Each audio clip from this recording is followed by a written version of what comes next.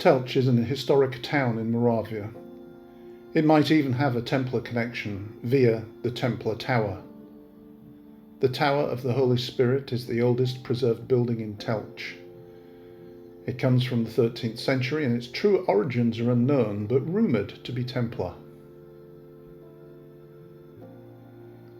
Telch is a beautiful tourist magnet, with a chateau and town square that is highly photographed, comprising of well-preserved Renaissance and Baroque styled buildings. It is also situated on the Templar alignment. Given its history and significance, you might expect it to be an important location on the alignment. However, you would be disappointed, as will we. The Templar line does not pass through the town, but it bypasses it, as it heads instead to a local hill just outside of the town. It is here that the two energy lines of the alignment cross, forming a vortex. On this hill is a church. The church is dedicated to St. Jan of Nepomuk, a Czech saint much venerated in the area. It was in fact the first church dedicated to this saint, built in 1728. The hill it is built on seems to us to have been a sacred site for many years prior, however.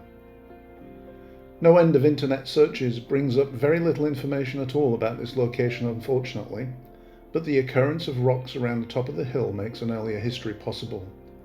There is also a well on the top of the hill. Strangely enough, the Mokosh line passes through the site of the well. I did manage a look inside on this visit and found there a beautiful energy that was magnified by the playing of 852 Hz frequency.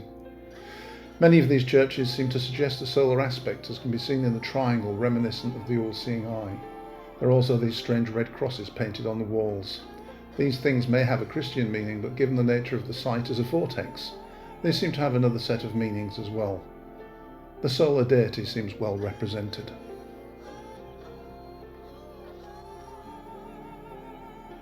I spent a few hours mapping the lines through the town, and while the Perun line seems to bypass it, Mokosh passes through the castle complex and through the church dedicated to St. James the Elder that dates to 1372. The line doesn't pass close to the supposed Templar Tower, however, and it bypasses altogether the most remarkable square.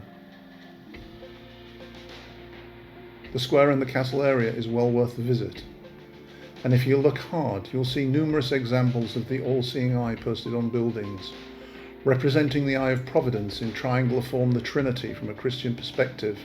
To me it suggests perhaps something more mystical and significant. If you enjoyed this video, please do subscribe and like.